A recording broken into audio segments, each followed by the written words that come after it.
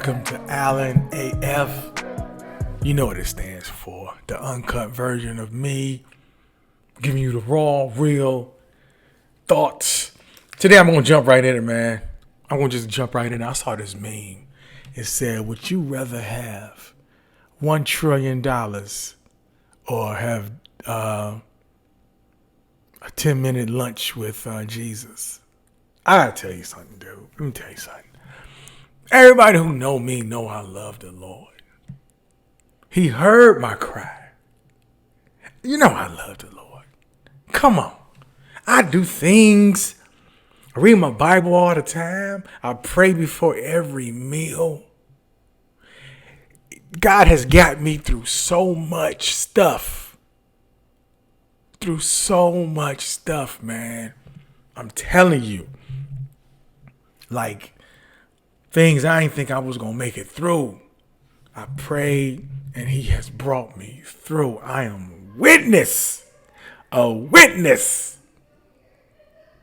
$1 trillion? Come on. No.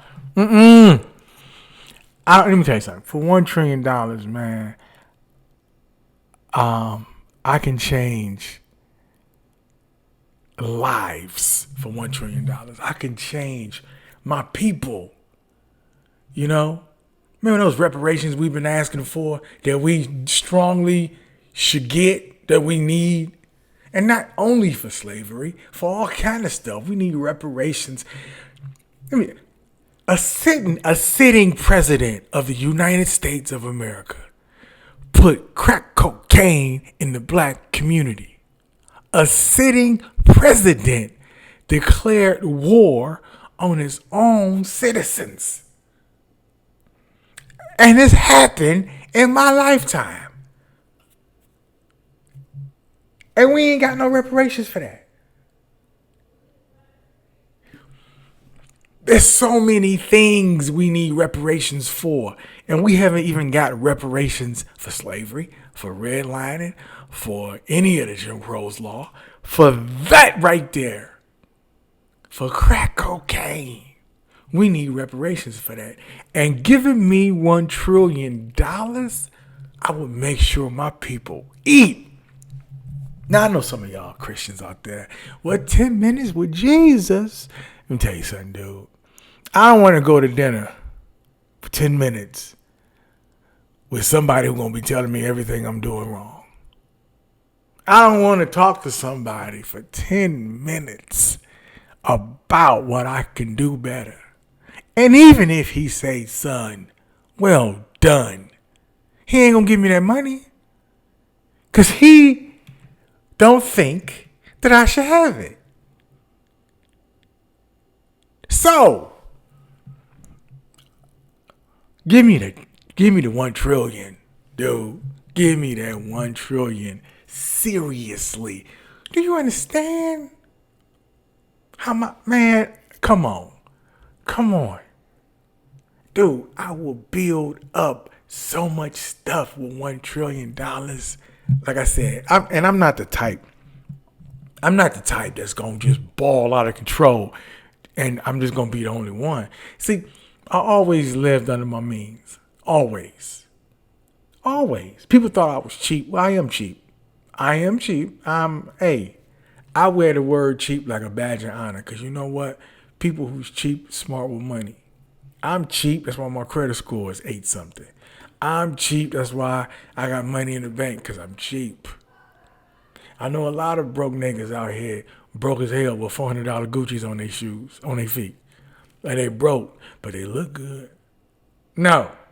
You give me some $100 and something Kohans, I'm saving me $275 and I don't have to spend $400 on Gucci.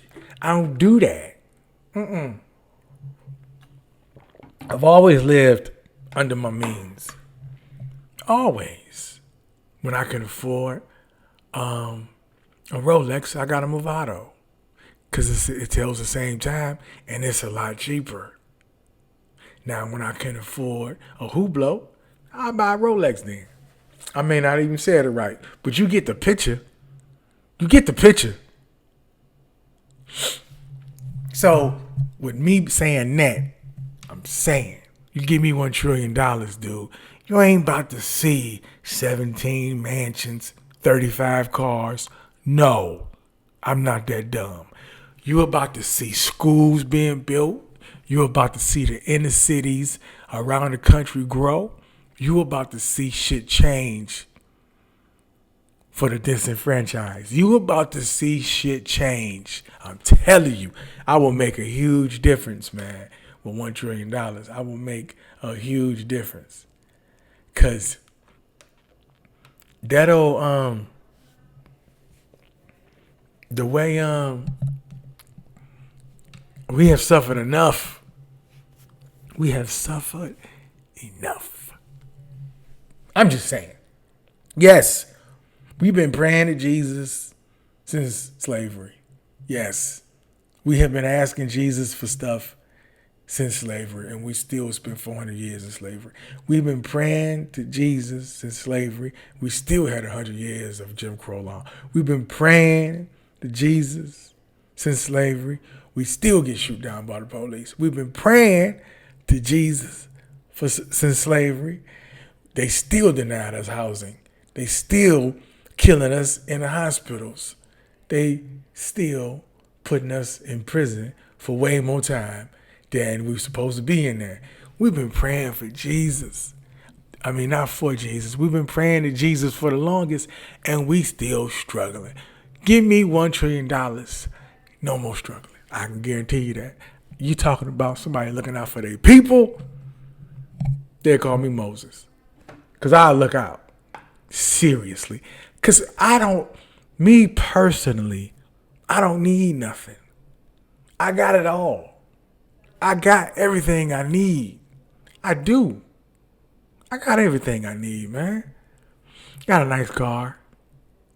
Got a nice house in LA. Got a nice house in LA. You know how expensive it is to live in LA? And I was blessed. I have a mortgage and I'm blessed. You know, I got nice clothes. Got nice jewelry, even though I don't wear it. So I don't need anything. So you give me $1 trillion. Man, I could get my people on that mindset when don't ball. You know, let's do this money the right way. And we're going to win. I'm trying to tell you, man. We're going to win. Yes. And I don't need anything, man. I have, I'm a simple man. My woman fine. That's what I needed. Because I know me. I need something to hold my attention span. You know, so woman had to be fine. Kids, didn't need them.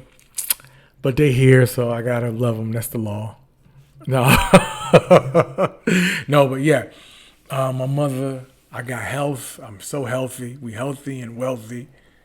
So when I mean wealthy, I ain't talking about financially. I'm talking about, healthy and wealthy. However you want to describe wealthy, I got you. I'm doing well. I'm happy.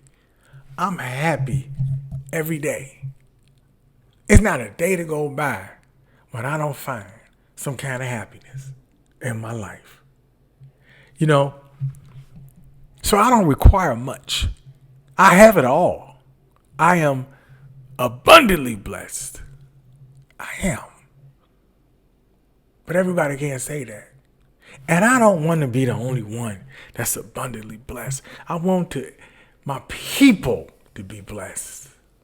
And you know what I mean when I say my people. I'm talking about the minorities, black people, you know, and the black friendly people. Friendly people who love the black people too, you know. Want us to be blessed, man. We've been through a lot, been through too much. We've been through too much.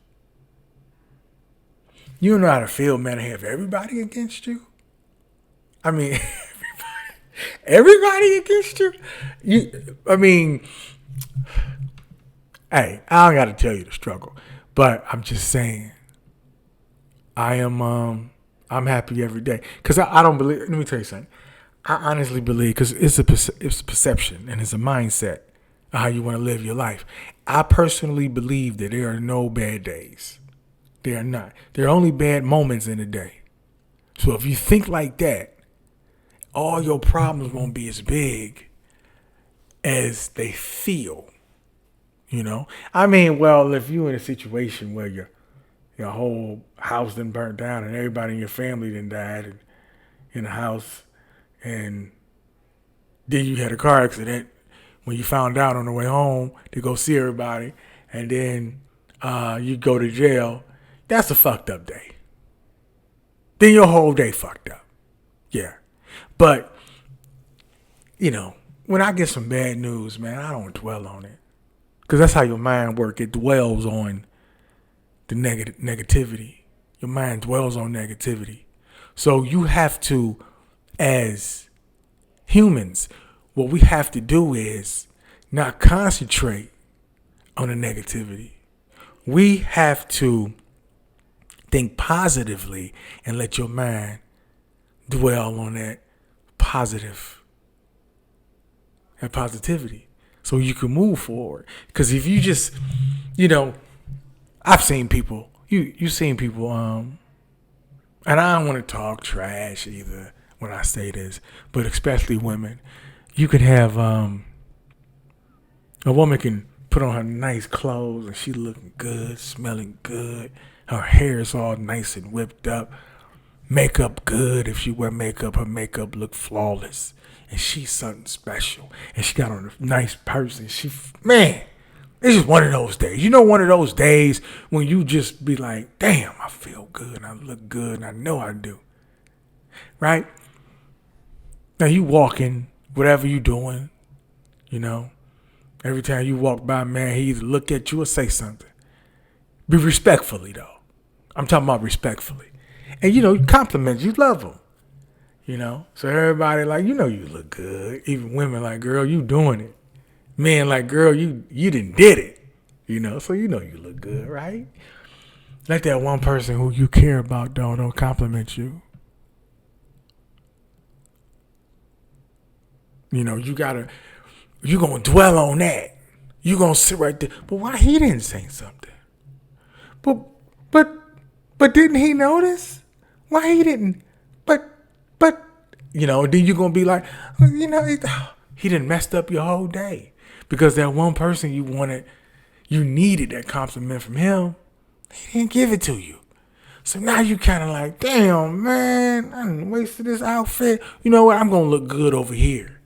So that's what I'm saying about you have to be able to shake the negativity. Focus on the positivity, man. Focus on the positive shit. I do that all the time. I focus on positive shit, man. I do. Well, perfect example. Me and my boy went to a club. This was years ago. I don't go to clubs no more.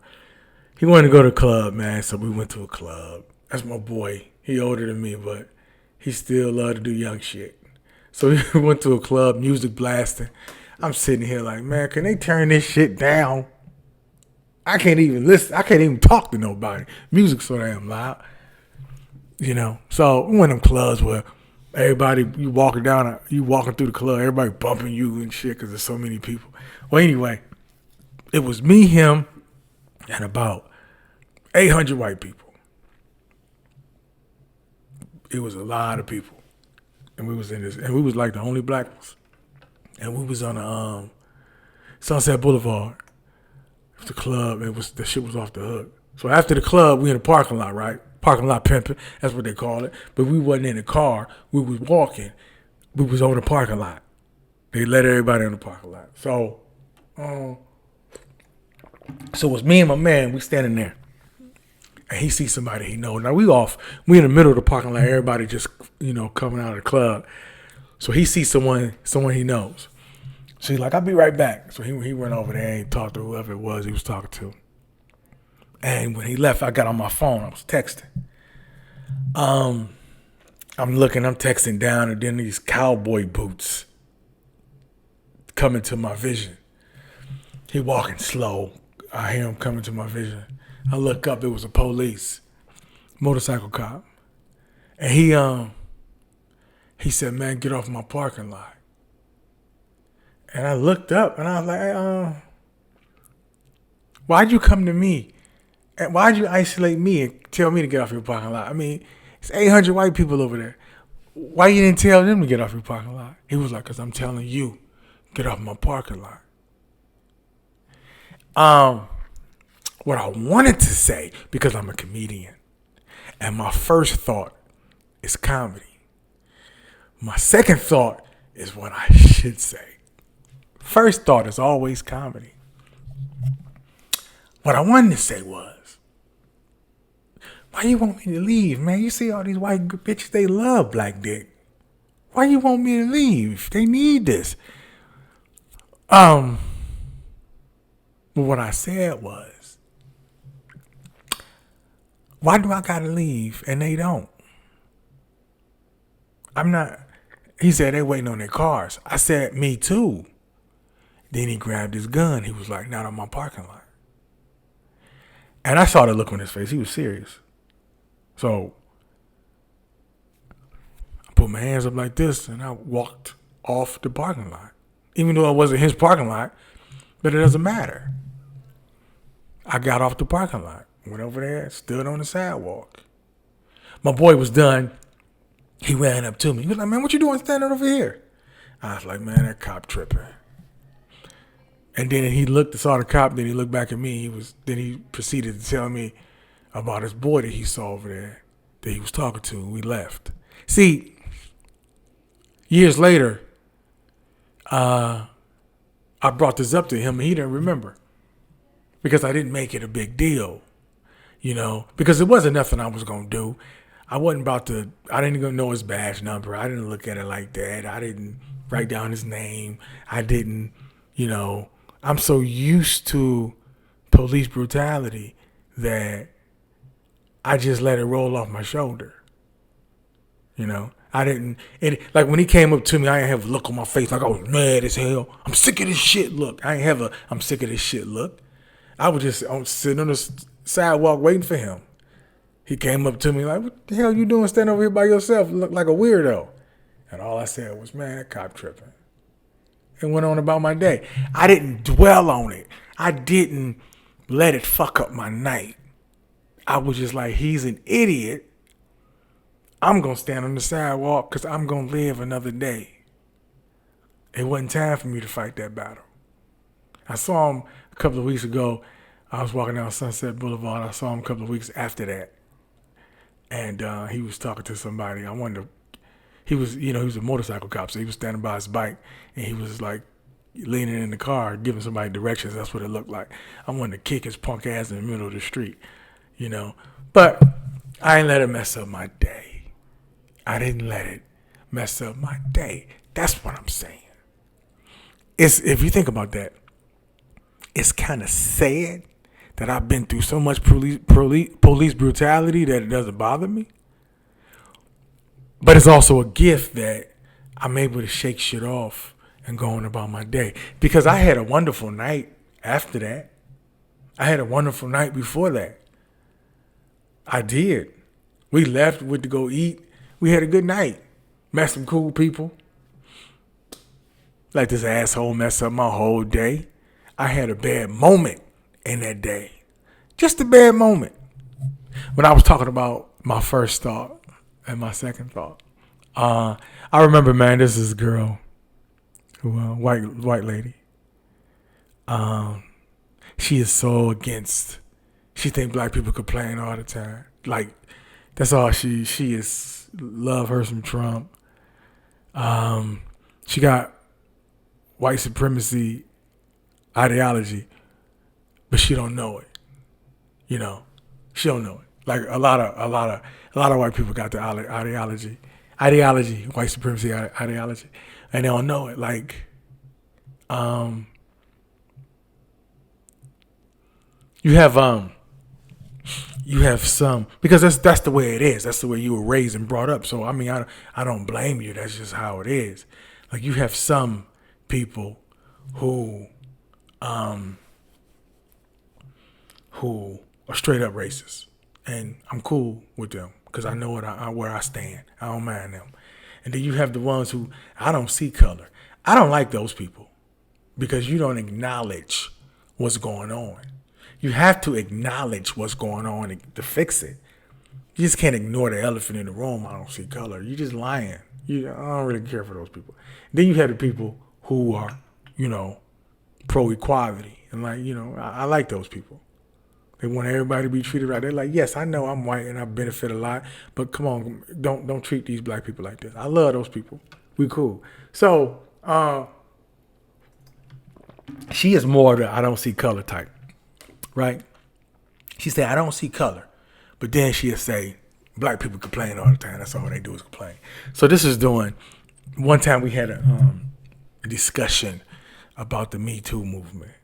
And she was telling me how terrible this shit was, Me Too movement. And I empathize for her, Me, I never Me Too'd anyone. I was never in a situation where I've done, things for the for the benefit of, you want my help, you gotta give me some of that ass. I never was that type of person. I will always, if I can't get if me and you won't have sex from my game and my lies, then that's the only way we can do it. We only gonna have sex if we don't. We're only gonna have sex if you buy my game, my lies, something like that, or what I told you, or I like you, you like me. It ain't gonna be for no other reason. Ain't gonna be no money involved. Ain't gonna be no scratch my back and I scratch yours. Like, help me move. Well, help this dick move. And I'm not that type of person. I think that's foul. So, so she was telling me about the Me Too stuff. And I personally never experienced it from my end, So all of it is hearsay, right? Because I don't know anyone who has raped anyone. I've never raped anyone, but I know rape exists. I know this shit happens all the time. I know it does, and it's sick, and it's disgusting. I know this exists. Now, I told her that after, she told me everything she told me. I was like, yeah, that's fucked up. I understand women go through a lot. I never even thought about it until recently that Me Too thing was going on, and women go through a whole bunch of stuff. It's crazy. And because I know who she is, I was like, yeah, black people, we go through a lot, this and that. She was like, no, y'all don't. Y'all complain. Y'all just complain. Y'all don't go through a lot. I'm like, hold on for a second.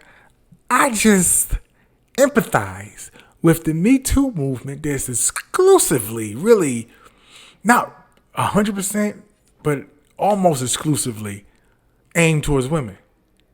And me being a man who's never put a woman in that situation, that predicament, I understand. I feel you and I hear you and I empathize. But you, a non-black person, can't listen to a black person without you thinking we complaining. I didn't tell her she was complaining. My first thought was, come on, who Me Too's your ugly ass? That's what my first thought was. But that was me. So I went with my second thought. Now, that even though that was me, that is inaccurate too, because ugly people do get Me Too'd as well. Unattractive people get Me Too'd as well, because it's not about sex, it's about power. So, yes, I would have been wrong to say it. It would have been funny because she was ugly. And it would have been funny. But it would have been wrong to say it. It would have been wrong. But the funny part was that you sat right here and you could honestly, you can hear the appreciation in her voice and in her soul. Her soul sighed when I understood what she was saying. The fact that I took time out to listen and understand what she'd been through. She was, you know what I'm saying? It was all, her soul said thank you. It was like, finally, a man gets it. That's how she felt. I saw it in her.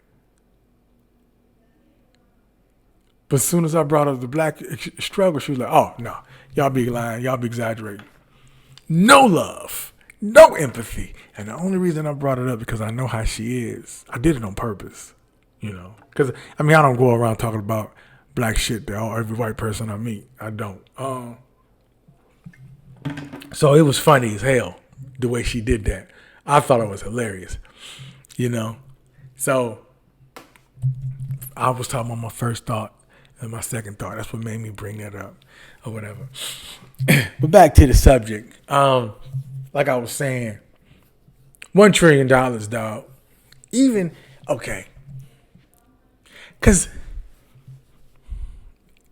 let's hypothetically say that you was going to say, man, I'm going to have that dinner with Jesus. 10-minute lunch or whatever, 10-minute meeting. I'm going to meet with Jesus. What you think he's going to do? Unless you was on your deathbed or you had, you know, stage 4 cancer. Because the money don't mean shit if that was the case. Unless you was thinking with my mindset and how to help other people, then at $1 trillion, even if you had a week left to live, you could be like, hey, look, man, you could put people around you trust, bring them up closer, and be like, listen, this is what I want you to do with this $1 trillion. Even though they're not going to listen to you because it's $1 trillion, because they're going to stab you in the back because you're about to die, and they're going to take your money and run with it. But you tried. You tried. Because Jesus ain't going to give you that money. He not going to give you that money at all. So if you laying in bed about to die, then yes, 10 minutes with Jesus. You know. He may even look at you and say, you know what, I'm going to heal you. Get off that bed. Or he may look at you and say, it's your time. I don't know why you wanted 10 minutes with me anyway. You don't even had 10 minutes left. I was going to see you in 7 minutes. You know, like, you should have picked the money, dummy. Because in 6 minutes, you're going to be dead anyway. I mean, you know, yeah. So, like, even let's hypothetically say you're not on a deathbed and you've been broke and struggling your whole life, but you've been faithful. You've been a faithful Christian. And you're like, man, I want my 10 minutes with Jesus because I love the Lord. And 10 minutes with him is worth more than $1 trillion. Let's say you thought like that. He going to meet with you. And he going to, you know, meet with you. And let's say he don't got nothing wrong to say about you. Yes, you doing well. You are doing well. I know you've been in poverty. I know your mother been in poverty. And her mother and her sisters and her aunties and your aunties all been in poverty. And I know you got kids, you bringing them into this world. But you know what, though?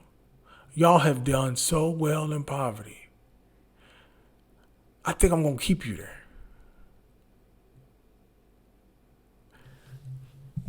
At the end of that 10 minutes, you're going to be like, for real, Jesus? Seriously? He be like, listen, man. Poverty ain't killing y'all. It's making y'all good people. You go to church all the time. You're giving me 10% of your money. Poverty is keeping you in line. If I gave you money, ain't no telling what you would do. But broke, I like the way you act when you broke. So stay broke. I like it. It's not killing you. You got your family. Look how happy you are. You got your family. You know, you got a decent car. I know it don't start sometimes. But then, guess what? You work. So you got enough money to get on the bus. I know them homeless people be messing with you, but I put them in your life on purpose so you can see that you living better than that. So keep on doing what you're doing and keep on loving me. But I'm not giving you no money because you're doing wonderful, broke. I don't want to have that conversation with Jesus. Nope. No, I do not. Not at all. Not me. Ain't gonna happen. You know how bad that hurt. After them 10 minutes to be over, man, you might try to jump on Jesus. You might, and he'll be looking at you like, I knew you was gonna do that. I'm leaving. You know what? Now I'm gonna take your raggedy car that didn't start anyway. I'm gonna make things worse because you don't know how to act. I'm not saying I would know how Jesus act. I'm just giving you scenarios. I don't know what Jesus is saying. I don't know what Jesus would do. But I do know we've been praying for over 400 years. I do know that. I'm not saying prayer don't work. I'm not saying that at all. But I am saying we haven't had $1 trillion in 400 years. So, yeah, give me that money, man. Give me that money. Because Jesus is going to be there. If you get the money, too, he's going to be there, right? Yeah, he's going to be there because Jesus. But if you pick Jesus, that money ain't going to be there. Nope. Ain't going to happen. So, yes, give me the bread. Give me the bread each and every time. Give me the bread. Even if it was even if it was $10,000, give me the bread. Cause I talk to Jesus all the time. We talk. You know? It's not like he gonna give me the lottery numbers. That's not about to happen. He ain't gonna come down and be like, man, I'm so glad you chose 10 minutes with me. Let me tell you how to do this. No. He ain't gonna be like, come on, look, Jesus is gonna show up. Listen, take this brick of cocaine, right? And no, trust me, it's good stuff. I got it from Colombia. Chop it up. Nah, that's not. He's not about to. You think he's gonna come down and be like, listen, you better put your money in Dogecoin. No. You're going to continue to struggle after the meeting that you were struggling before. He's just going to tell you how he feel about it. That's all. That's it. Give me that bread, man. And if any of y'all, if anybody in my family, man, had that option and they picked Jesus, I'm beating the shit out of them. Right there and there, I'm just going to beat the shit out of them. During the meeting. And I'm gonna tell Jesus, like, you can't stop me because it's free will. I just want you to see how I'm gonna beat your son's ass. You know. But anyway, yeah, just give me the bread, man. Just give me the bread. You dig?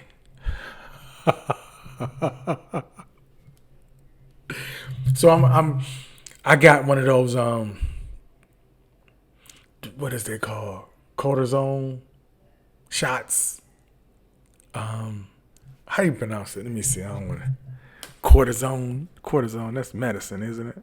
Yeah. Let me pull it up. See how I pronounce this. I got one of them shots, man. I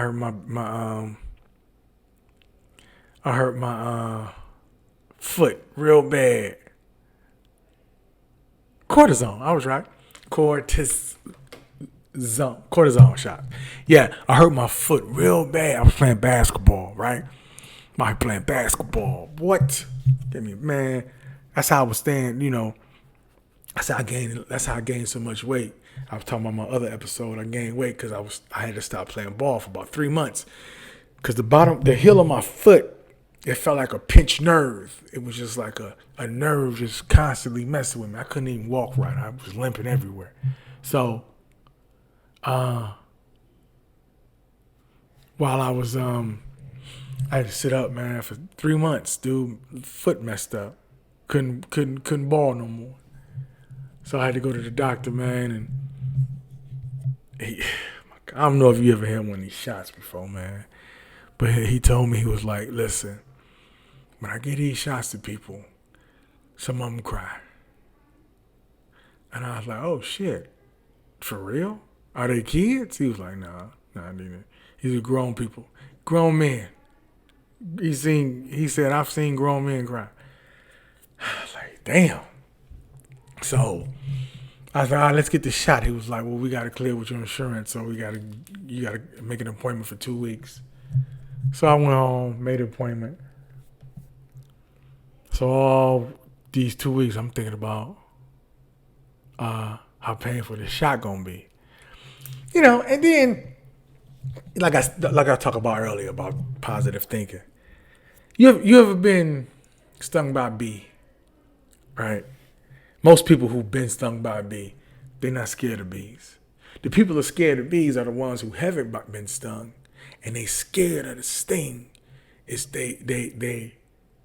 scared of the thought of the sting fears them more than the sting will. Like if you're scared of bees, man, if a bee sting you, the shit don't even hurt. It doesn't. It's a little pinch. It don't even hurt. But you never been stung before. Oh, you don't want to get stung.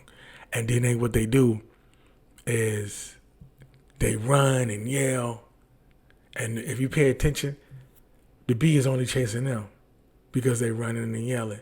Because the carbon monoxide is coming out your mouth, they attracted to that. So they only attract.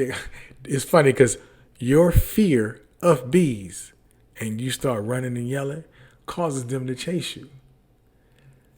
That's crazy.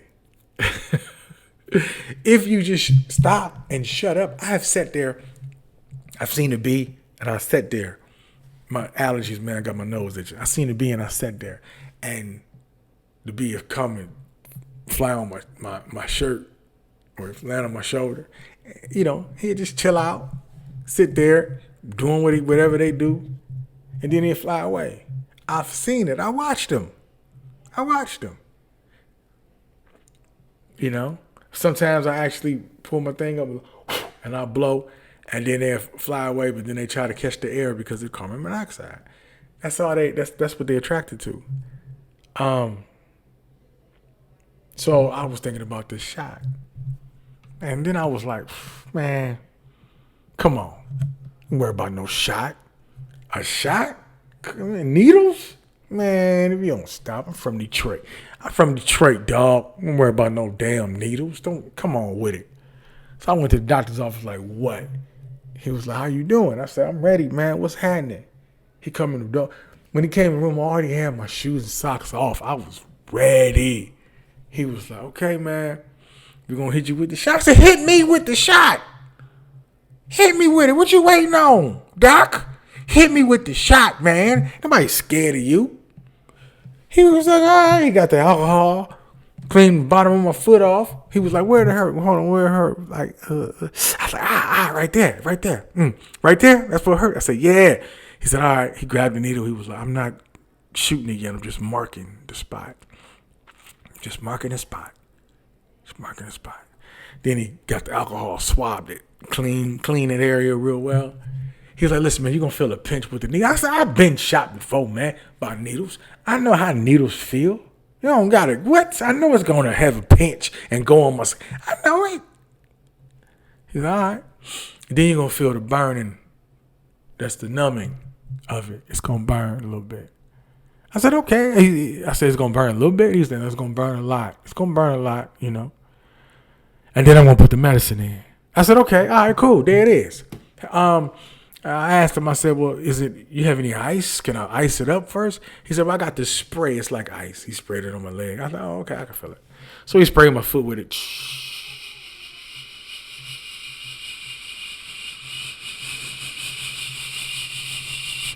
It did nothing. Nothing at all. Then he grabbed the needle, man. He put the needle in. Bam. I was like, oh, okay, a little needle. All right. He was like, all right, ready. Pushed the medicine in me. I was like, son of a bitch. Man, you talk about pain.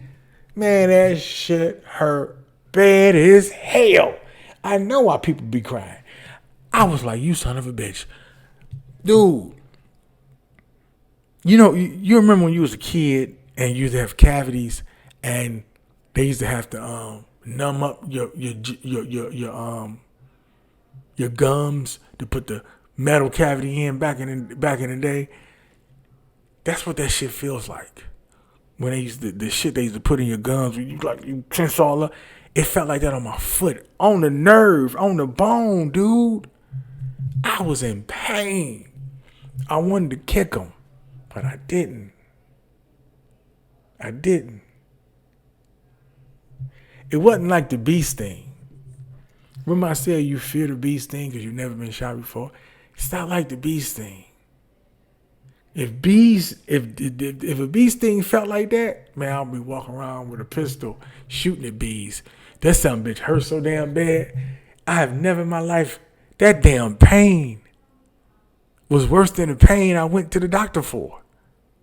How the pain gonna be worse than the pain? I got this shit done yesterday. Got it done yesterday, man. I'm still limping. And I got a flight to catch tonight. I'm going to be limping through the airport. Damn.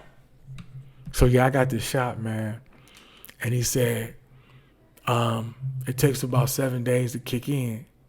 And then you should be good. If not, when you come back to see me, if you're about 60%, we could do the shot again. I was like, shit, we ain't doing that shot again. Nah, hell no, we ain't doing that shot again. He said, if you're 100%, we don't got to do it again. Or if you're in a lot of pain, when you come back, we don't got to do it again either because the shit ain't working. I like, wait, so I took all of this pain for something that might not work? I felt like swinging on him. I did. But I had to get back on that basketball court, man, and slim down. So it was worth it. Yeah, like I said, if that was a B shot, then by all means be scared, because I would have been scared. Damn, I don't ever want to do that damn shot again.